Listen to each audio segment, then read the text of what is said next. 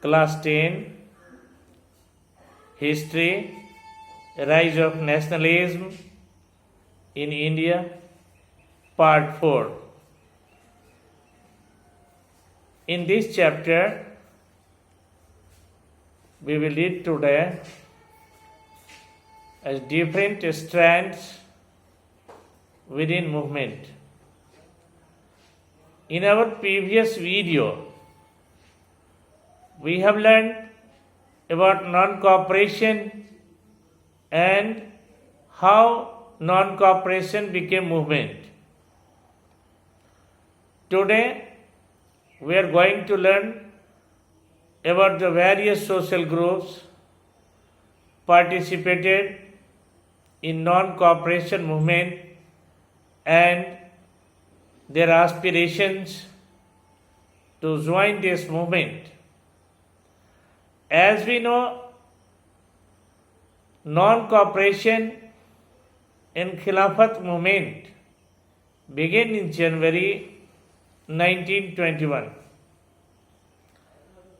Various social groups participated in the movement with its own specific aspirations. All of them responded to the call of Swaraj, but different people had its different meaning. Let us see the movement in town area. Thousands of students left government school and colleges. Headmasters and teachers resigned and lawyers gave up their legal practices. The council elections were boycotted in most provinces except Madras. There was Justice Party. Foreign goods were boycotted, liquor shops picketed, foreign clothes burned, and in huge bonfire. It affected the economy of the British government. Their import of foreign clothes half from rupees 102 crore to rupees 57 crore. In many places, merchants refused to trade in foreign goods or finance foreign trade. People began discarding imported clothes and wearing only Indian ones. Production of Indian textile mills and handloom went up during the movement. The movement in cities gradually slowed down because khadi cloth was more expensive than mill-made cloth. Similarly, British institutions were boycotted, but alternative Indian institutions had not been set up. So, students and teachers began trickling back to the government schools, colleges, and lawyers joined back to work in the government courts. Now, let us see the rebellion in countryside.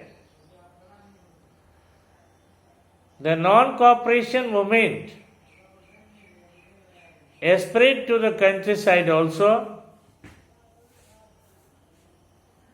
The struggles of peasants and tribals were developing in different parts of India in the years. In our UP, movement was led by Baba Ramchand against the landlords and talukdars because they demanded high rents and many other cesses. So, the peasants demanded a reduction of revenue, abolition of beggar system, and social boycott of oppressive landlords. Peasants organized Nai Dhobi Bandh to deprive landlords of the services of even barbers and washermen. In June 1920, Jawaharlal Nehru began going around the villages in Abad, taking to the villages and trying to understand their grievances. After talking to the villagers, Jawaharlal Nehru easily understand the feeling of villagers, and they also understand their grievances. Awadh Kisan Sabha was set up by Jawaharlal Nehru, Baba Ramchand, and others. 300 branches had been set up in the villages around the region. The peasant movement developed in forms that the Congress leadership was unhappy. The house of talukdars and merchants were attacked, bazaars were looted, hoarded, grains were taken. In many places, local leaders told peasants that Gandhiji had declared that no taxes were to be paid to British and land was to be redistributed among poor. In the next video, we will learn about idea of Swaraj by the tribal peasants. Thanks.